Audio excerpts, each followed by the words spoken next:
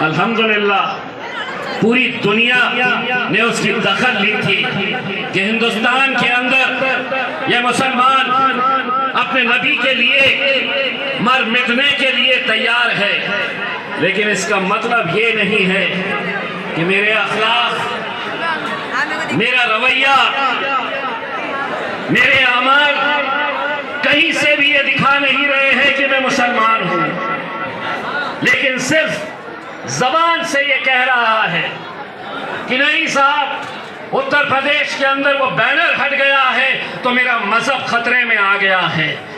तुम्हारा मजहब, हमारा मजहब खतरे में इसलिए आ रहा है कि हमारे मस्जिदें हम आबाद नहीं कर पा रहे हैं। मेरे भाई, हमारे मस्जिद पड़ोस में है लेकिन हमारे पास नमाज के लिए वक्त नहीं है। हमारे पास हम सब कुछ कर रहे हैं, हम गालियां सुन रहे, हमारे मजहब के ऊपर हम मजाक सुन रहे, हम इंस्टाग्राम पे, फेसबुक पे, व्हाट्सएप के ऊपर हर चीज देख रहे हैं, लेकिन हम क्या नहीं कर पा रहे हैं? तो हम एक नहीं हो पा रहे हैं। क्यों नहीं हो पा रहे हैं? क्योंकि सियासी जमातों को यह बात अच्छी तरह से पता चल चुकी है कि यह कौम को बांटना बहुत आसान बात है। मैं इम्तियाज जलील, तुम्हारा दोस्त, तुम्हारा भाई, तुम्हारे चचा की हैसियत रखने वाला 2 इलेक्शन में हारा हूं।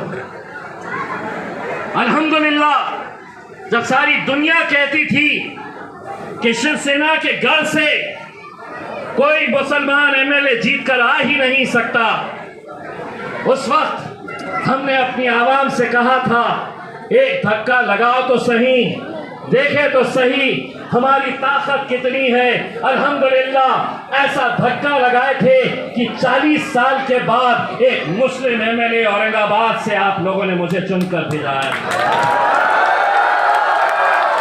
2019 आया, सारे लोग कहने लगे अब ये एमपी बनना चाह रहा है, ये खासदार बनना चाह रहा है, ये मेंबर ऑफ पार्लियामेंट बनना चाह रहा है। तो हमारे मुखालिफीन आए और उन्होंने ये कहा कि ये खड़ा इसलिए है कि इसका फायदा भारतीय जनता पार्टी को होगा, वोट बटेंगे और भाजपा जीत कर आएगी। लेकिन अल्हम्दुलिल्लाह हमने दोबारा अपनी आवाम से एक बात कही, एक और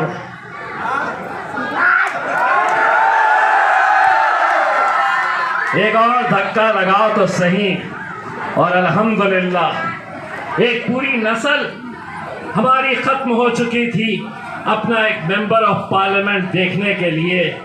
और अल्हम्दुलिल्लाह 2019 के अंदर आप लोगों ने मुझे वोट नहीं दिया, नहीं दे सकते, लेकिन मेरी जीत के अंदर आप लोगों का भी हाथ है, क्योंकि जिस दिन नतीजे निकलने वाले थे आपका सर सिजदे में था और आप मेरे लिए दुआ कर रहे थे कि अल्लाह हमें कामयाब कर दे।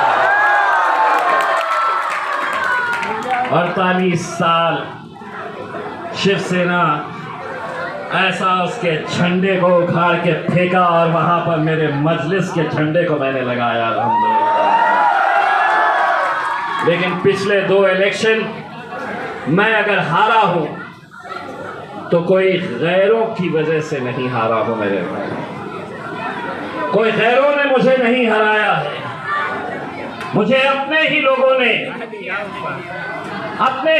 ने जो कौम की सौदा करते हैं, जो कौम को बेचने का काम करते हैं, जो ऐसे मोहल्लों में आते हैं और सोचते हैं कि इन्हें हम 200, 500, 1000 रुपये में खरीद लेंगे, इनका वोट खरीद लेंगे।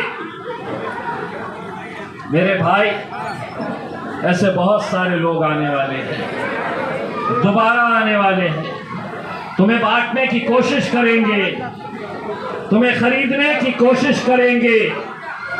लेकिन मुझे पूरा यकीन है कि सायन कोलीवाड़ा का एक एक नौजवान जो है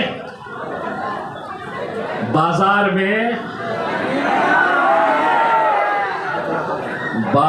में अगर पैसा हो तो एक से एक कुत्ता खरीदा जा सकता है। एक एक ब्रीड का कुत्ता खरीद सकते हैं, बिल्ली पालना है तो बिल्ली भी खरीद सकते हैं, लेकिन करोड़ रुपए का बैग लेकर जाओ और कहो कि शेर का बच्चा मुझे खरीदना है, तो शेर के बच्चे खरीदे नहीं। ये मेरे जितने नौजवान हैं, ये मेरे लिए शेर के बच्चे हैं मेरे भाई।